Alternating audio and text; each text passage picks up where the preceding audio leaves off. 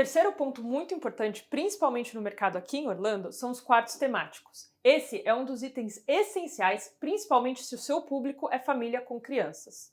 Hoje em dia, as casas com quartos temáticos rendem até 20% mais na taxa de ocupação comparada com outras casas no mesmo condomínio que não possuem nenhum ambiente infantil. Aqui eu trouxe um exemplo de como isso faz toda a diferença. Trabalhamos com uma pintura temática do quarto do Andy, como é no filme, uma movelaria planejada como se fosse o mundo do Toy Story, e aqui, claro, o que não pode faltar, um tobogã para a criançada se divertir, tornando um quarto simples num quarto de fantasia. Agora, vamos falar sobre itens essenciais para garantir que a sua casa de férias ofereça uma estadia confortável e bem avaliada. TVs em vários cômodos é um item quase que obrigatório, oferecendo entretenimento fácil e acessível. Apesar de não ser decoração ou mobília, eu gostaria de lembrar vocês que hoje em dia uma boa internet é um item indispensável, e isso pode afetar os seus reviews. Um dos pontos mais importantes é uma cozinha bem equipada, especialmente para famílias que preferem preparar suas próprias refeições. E claro, não podemos esquecer da lavanderia. Uma máquina de lavar e secar é um item básico que traz muita conveniência. E vale lembrar que muitas vezes, dependendo do porte da casa, a gente precisa de 2 lavanderias e muitas vezes 2 geladeiras, como é o caso dessa casa aqui. Um outro item que pode afetar muito o sucesso da sua casa são as cortinas blackout. Lembrando, essas casas são propriedades de hotelaria, ou seja, você precisa trazer o máximo de conforto para o seu hóspede. Além dos itens obrigatórios, gostaria de compartilhar também alguns upgrades que podem aumentar a sua taxa de ocupação. Então vamos lá fora que tem bastante coisa para a gente conversar.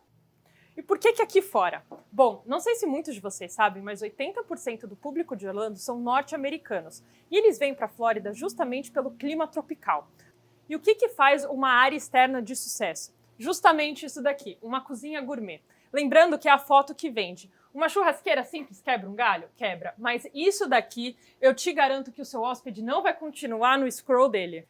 E claro, para complementar a cozinha gourmet, a gente não pode esquecer da área social externa. Aqui a gente tem uma mesona para o pessoal fazer um churrasco, uma área social para conversa e, claro, além de criar uma experiência maravilhosa para o seu cliente, também fica bom nas fotos. Imagine 2 anúncios. O primeiro deles, uma área externa simples. E a segunda, essa daqui.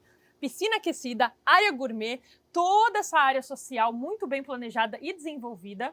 Qual dessas casas você acha que vai ter mais taxa de ocupação?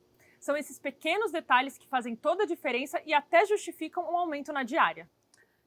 E vamos lá em cima, no meu cantinho favorito dessa casa, continuar a nossa conversa.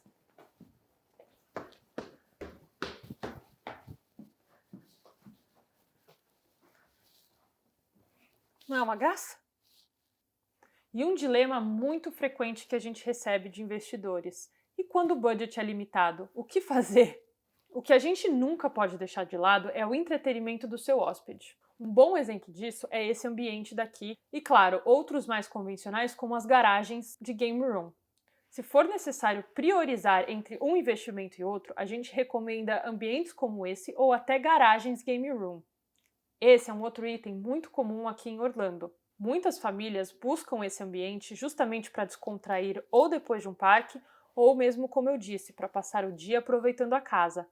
O bom desses ambientes é que você consegue ter um ambiente social extra na casa, ou seja, você consegue diversificar o seu público em cada sala social. Por exemplo, nessa casa daqui, nós temos 3 ambientes: a sala social, a garagem game room e esse loft, que é justamente a foto de capa do anúncio no Airbnb. Isso daqui é o que faz a maioria das pessoas alugarem essa casa. Então lembre, o entretenimento nunca pode ficar de lado. No mercado de Orlando, os itens essenciais são os ambientes de socialização. Com um budget mais limitado, eu deixaria algumas coisas para serem feitas numa segunda etapa, talvez. Um bom exemplo disso são móveis planejados.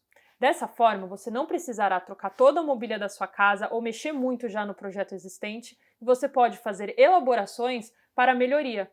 E o pessoal da gravação aqui está me fazendo umas perguntas, e realmente cada caso é um caso. Por exemplo, você abriria mão de um papel de parede por uma televisão? Depende. Num quarto de casal, sim, a gente precisa da televisão. Num quarto infantil, não, a gente precisa do papel. Uma outra dúvida, eu colocaria uma movelaria inferior só para a gente conseguir fazer um detalhamento de parede melhor? como por exemplo um ripado, um papel de parede, algo do tipo? E a resposta é não. Um mobiliário inferior, de baixa qualidade, vai te trazer problema, um custo recorrente e até avaliações ruins. É melhor um investimento inicial de boa qualidade que depois há implementações do que algo barato só para colocar a casa para rodar. Lembrando, essas casas de temporada não são casas convencionais de moradia. Elas requerem uma atenção extra, principalmente nessa área de design. E a gente precisa entender, além do design, o negócio.